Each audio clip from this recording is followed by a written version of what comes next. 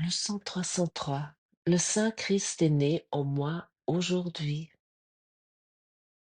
Veillez avec moi, ange. Veillez avec moi aujourd'hui. Que toutes les saintes pensées de Dieu m'entourent et fassent silence avec moi, tandis qu'est né le Fils du ciel.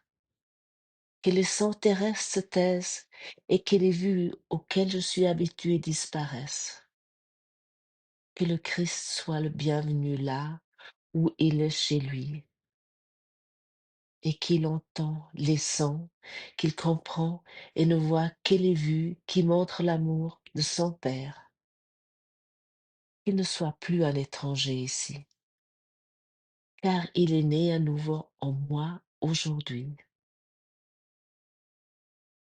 Ton Fils est le bienvenu Père. Il est venu me sauver du soin mauvais que je fais. Il est le soin que tu m'as donné. Il n'est que ce que je suis réellement en vérité.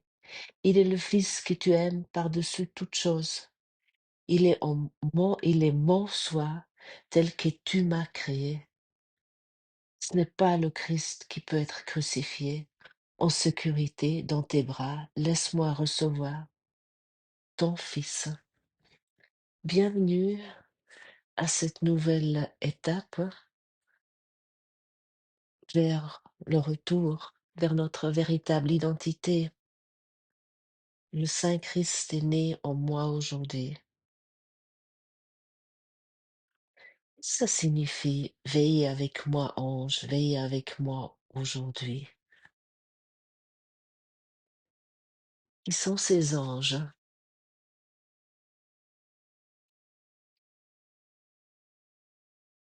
C'est tout l'amour.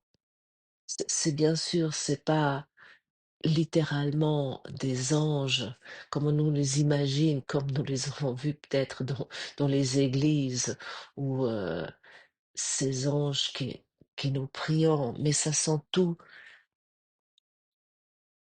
ces partis qui sont déjà marchés devant nous, tous ces maîtres éveillés qui, qui ont déjà ouvert le chemin pour nous, qui sont autour de nous, comme Jésus, comme Bouddha ou comme d'autres, pour citer que ceux-là. Et ils sont autour de nous parce qu'ils ont déjà fait ce chemin. Et nous pouvons nous sentir entourés d'eux.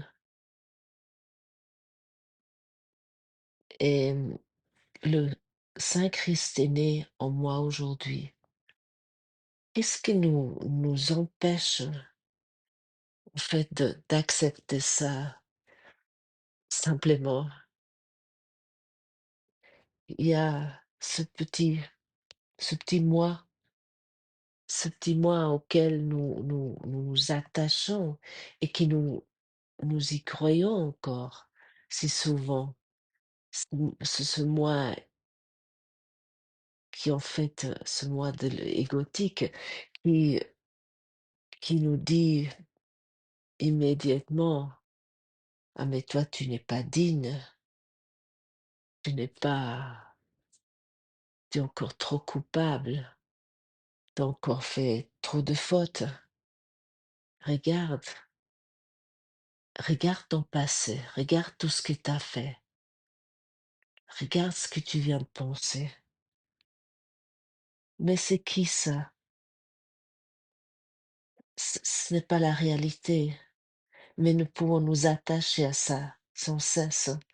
Nous pouvons nous raconter sans cesse ces histoires qui ne sont pas dignes et que ce cours, ces paroles sont uniquement pour des personnes qui, qui ont déjà tout lâché, qui ont déjà, euh, qui sont déjà tellement avancées spirituellement.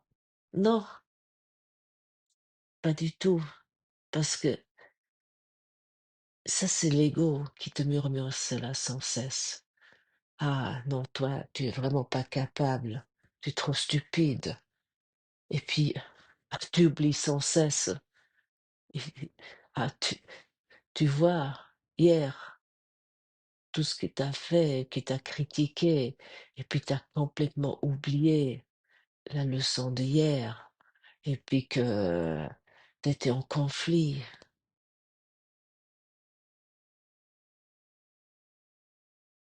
Mais ça, c'est l'ego qui veut à tout prix te maintenir dans cette petitesse.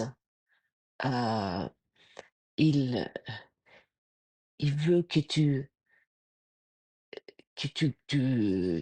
continues de vivre dans ce bruit. C'est que du bruit, ce genre des discussions mentales. Le monde entier, c'est que du bruit. Et comme c'est dit ici, que les sons terrestres se taisent et que les vues auxquelles je suis habitué disparaissent. Ça ne veut pas dire que le monde doit disparaître. Non. Mais avec ton identification avec ces sons, avec ce que tu crois entendre sans cesse, tu crois entendre en fait tes pensées, tes monologues intérieurs qui, heu, qui sont certainement les conversations que nous avons le plus, c'est avec nous-mêmes, hein. Est-ce que tu as déjà observé ça? Nous sommes sans cesse dans un un monologue intérieur, mais qui est très souvent et la plupart du temps pas très aimant et jugeant, mais pas que envers les autres, mais aussi envers nous-mêmes. Et plus que nous entendons que nous sommes le Saint Christ, que nous sommes le Fils immaculé et innocent, et que nous ne pouvons pas être séparés de notre source, plus que nous entendons ce monologue. Parce que l'ego, c'est son gagne-pain, on pourrait dire. L'ego, si tu acceptes ce que tu es véritablement, à ce moment-là, la disparition de l'ego est assurée. Plus que tu te souviens de ta véritable identité, plus qu'ils se sont menacés. Donc, souvent dans ces phases euh, où nous prenons un véritable engagement, euh, plus que une partie en nous se rebelle contre ça. Soudainement, nous avons euh, toutes sortes de soi-disant pensées qui arrivent, que nous sommes indignes, ou aussi peut être tout soudainement que tu as, des douleurs ou quelque chose. Comme ça, tu es préoccupé avec tes douleurs et tu te prends à nouveau pour cette douleur, pour ce corps, et puis que euh, et comme ça, ton désir, ta volonté de te souvenir de ton véritable soi passe à nouveau en arrière-plan. Mais tu n'es pas victime de ça. Et que le Christ soit le bienvenu là où il est chez lui. Ça, c'est une phrase que l'ego, là, il est en train de dire, il faut faire quelque chose. Ah non, ça, c'est pas possible. Je suis pas ça. Et nous sommes, si tu observes à quel point, lorsque tu lis une leçon comme ça, ta première injonction est: «Ah mais c'est trop beau pour être vrai, ça c'est pas pour moi, je suis pas si avancé». Non, et il nous est dit ici et qu'il il entend les sons et qu'il comprend et ne voit que les vues qui montrent l'amour de son Père. Et ça, nous voyons avec notre véritable soi. Et notre véritable soi, il nous a jamais quittés. Nous sommes toujours ici. Le Christ, il est toujours en nous. Il n'est pas ailleurs, il n'est pas quelque chose à l'extérieur. Mais nous nous sommes tellement identifiés avec ce petit moi, je, avec un nom. Et cela maintient sans cesse la culpabilité en nous.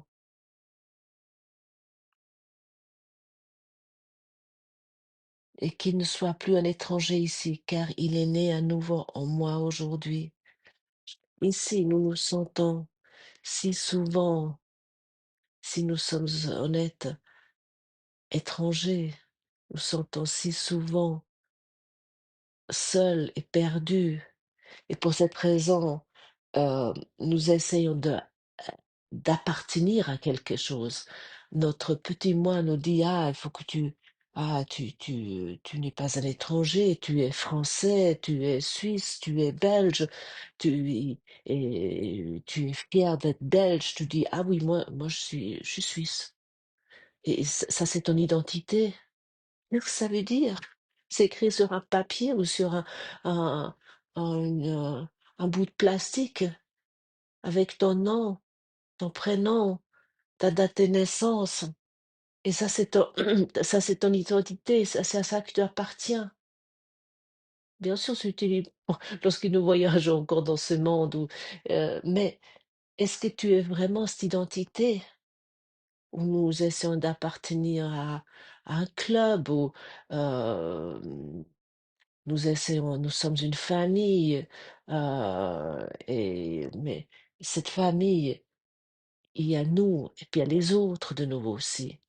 Il y a pas d'unité, et puis, ouh là là, si tout d'un coup quelqu'un dans le système familial n'est pas d'accord, à ce moment-là, il risque d'être exclu.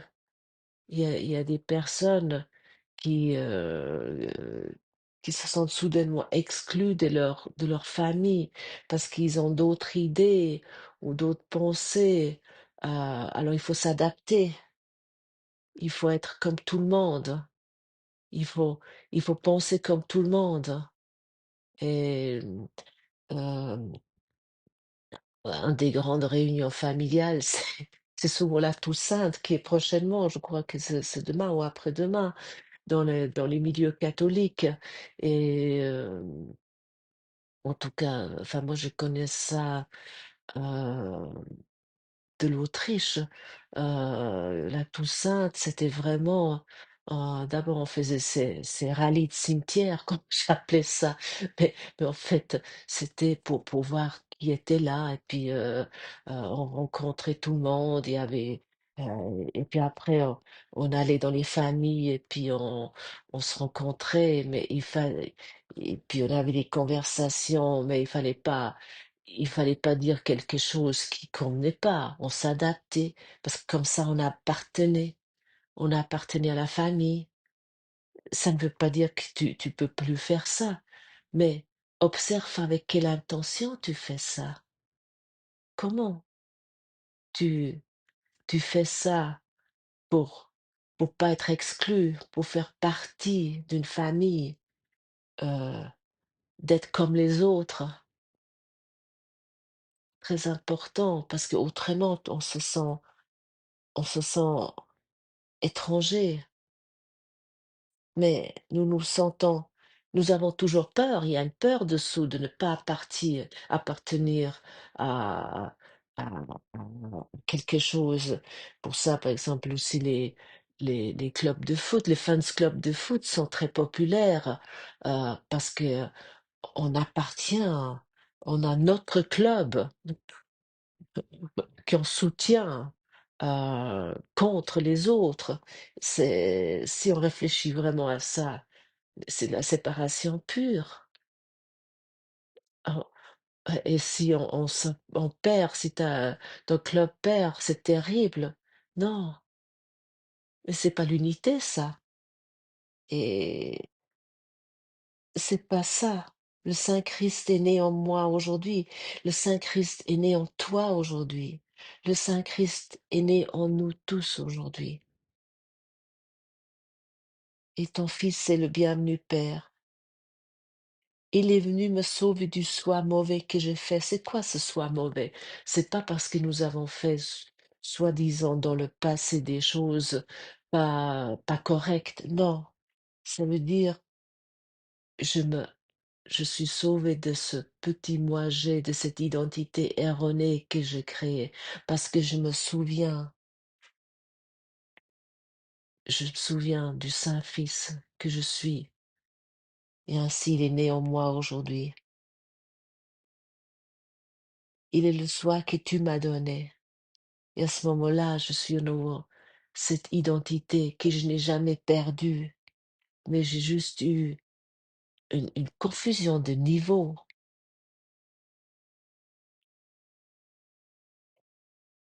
Et ce véritable soi, est-ce que ce que je suis réellement le Christ, ce que je suis réellement? Mais et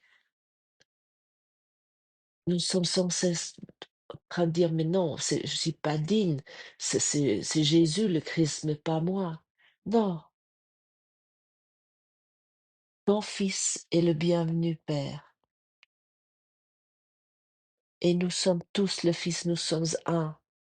Nous ne sommes pas séparés, nous ne sommes pas des êtres séparés, comme, comme ici, dans ce monde, nous essayons de prouver avec notre moi-je, ce petit moi individuel qui est différent et plus particulier que toi. Non, nous ne sommes pas ça. Nous sommes le Saint-Fils. Et qu'est-ce que ça veut dire? Il est né en moi aujourd'hui. C'est-à-dire que je l'accepte aujourd'hui. Il a toujours été là, mais aujourd'hui, j'accepte que je suis ça et rien d'autre.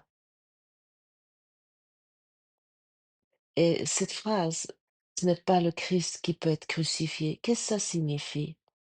Parce que nous avons cette image de la crucifixion de Jésus.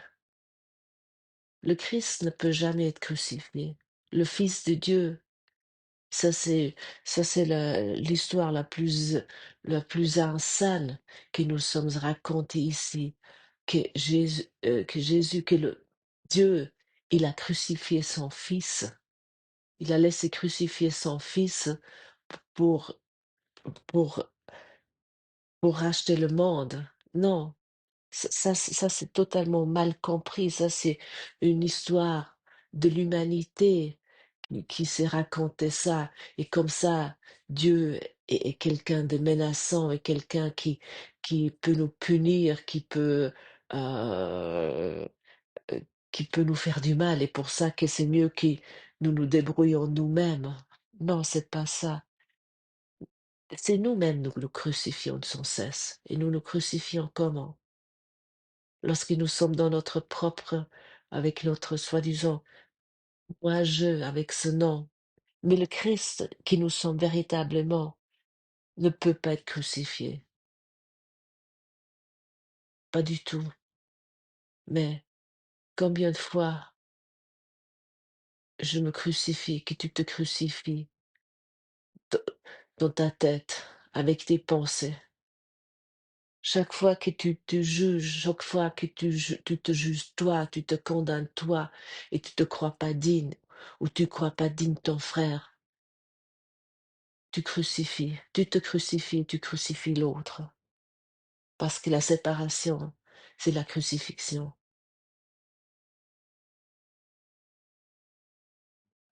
Mais nous sommes en sécurité et nous voulons aujourd'hui accepter que le Saint-Christ est né en moi aujourd'hui pour nous souvenir que nous avons jamais quitté notre Père. Merci.